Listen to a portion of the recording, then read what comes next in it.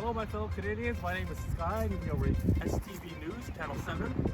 So right here, we're outside Queen's University, and we're here to talk to you about a specific endemic that's happening here in Canada. So it has something to do with Lyme disease. You guys, for those of you that don't know or think it doesn't apply to you, have you ever thought about, so you're walking down the street, or no, sorry, you're walking in trails, and oh, it's nice and warm, you're out with your family, and you look down after a couple of leaves, and you're like, oh, what's that black thing over there? Oh, is that a spider? No, it's a black-legged tick. What do they carry? A vector-borne disease called Lyme disease. Perfect. And so you're probably wondering, oh, we're in Canada, it's cold. I'm out here in 3 different layers on a hat. Oh, they can't possibly be here. Well, you're wrong. People, temperatures are kind of rising. It's getting warmer, and there's a lot of things we can do that are not being implemented. And you're probably wondering, oh, we're in Eastern Ontario. They're usually toward the center. No, since 2009, it's been increasing. They've been slowly, steadily moving over to Eastern Ontario, and they're actually been moving from more rural and urban areas, which isn't very fun. So that means basically, oh, your favorite trails. Oh, I got some ticks on me. Gotta get checked. Oh no, they're in my backyard. Oh my goodness, that's terrible. What am I gonna do? Let me give you some more information provided to us by our lovely source over here. So, as I said before, so with the warming temperatures, the animals are moving eastward. But while the animals are moving eastwards, the ticks are actually attached to these animals. And with this, ticks are becoming more suitable to the environment.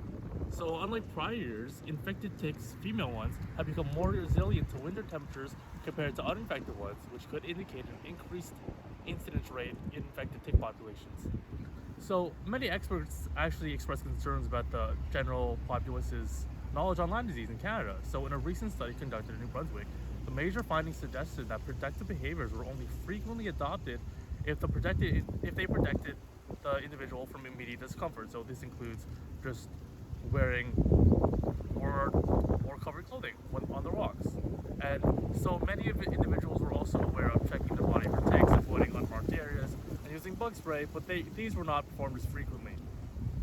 Also, lastly, individuals also report that their levels of knowledge about Lyme disease was low and would like to know more about tick prevention, identification, testing, and how to deal with these bites.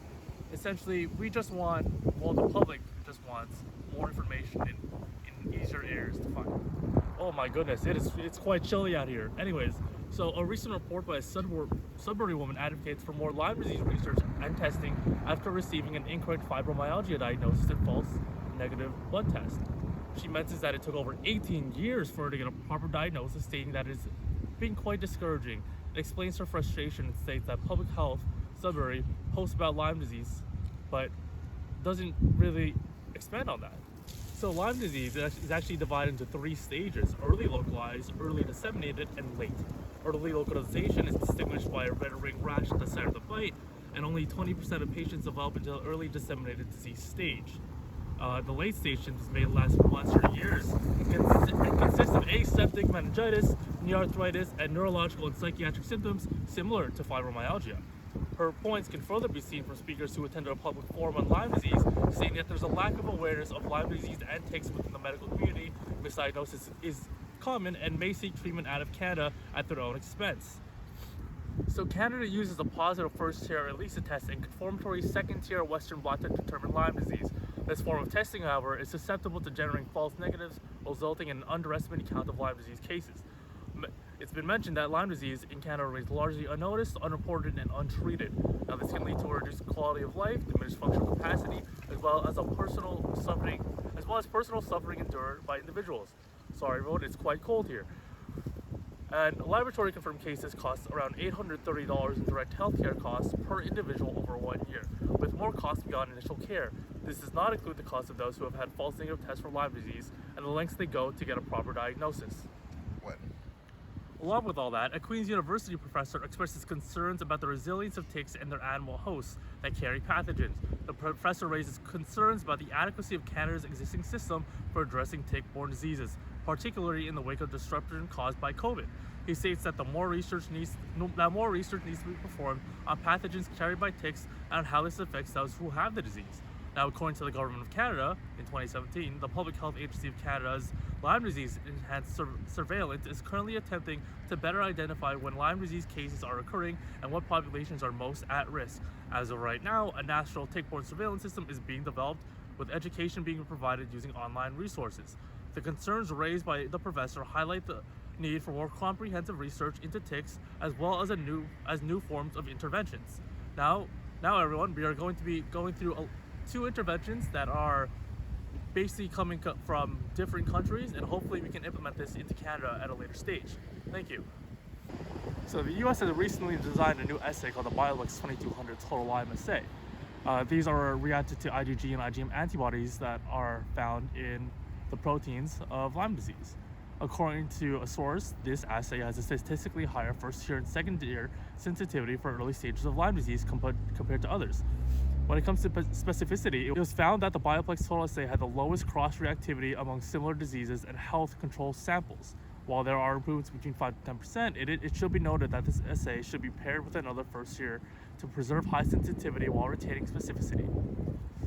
A downside to this assay is that it primarily focuses on antibodies, meaning that if there was another bacteria carried by ticks, it will not be as useful as the others. So you're probably wondering, in the context of Canadians, how would this be beneficial? Well, it would be beneficial if Canada adopted this new system for Lyme disease testing, as the most commonly reported vector-borne disease in North America is caused by Borrelia burgdorferi bacteria. This new detection method may contribute to alleviating the concerns of Canadians by improving the precision of diagnostic tests to early-stage Lyme disease, therefore improving trust in Canadian healthcare system. In order to implement this on the federal level, Health Canada would need to go through a thorough, systematic, and regulatory process to protect public health and ensure that the diagnostic tests available meet high standards of safety, efficacy, and quality. Now, there's one more intervention that you might find surprising. It's through the use of a fungus. So in Mexico, a new form of tick control is being developed using entomopathogenic fungi. Now, EPF is shown to be environmentally safe, cost-effective, can be mass-produced, and can affect tick life cycles. EPF has adapted to use ticks as a substrate for reproduction and present a promising approach for tick control. Now, an important advantage of rural areas that carry livestock is that they cause no harmful or secondary effects to non-target organisms, including humans, which can reduce chemical residue left in the environment if implemented. Now, due to warming conditions in Canada, they can self-sustain themselves under the ideal conditions for fungal growth, which can assist in the control of tick in rural and peri-urban areas. Environmentally, EPF has also been shown to be antagonist for plant disease, promote growth, and rhizosphere colonization. An important consideration when exploring this tick control strategy in Canada is the specificity of EPFs to local tick species, particularly the black-legged ticks. While the EPFs have shown efficacy against ticks in general in that Mexican population, we haven't tested it against the Canadian black-legged ticks yet. This needs to be implemented and tested more toward the species here indigenous to Canada in order to actually have an effect. So hopefully this brings some light on a potential intervention that can happen here in Canada.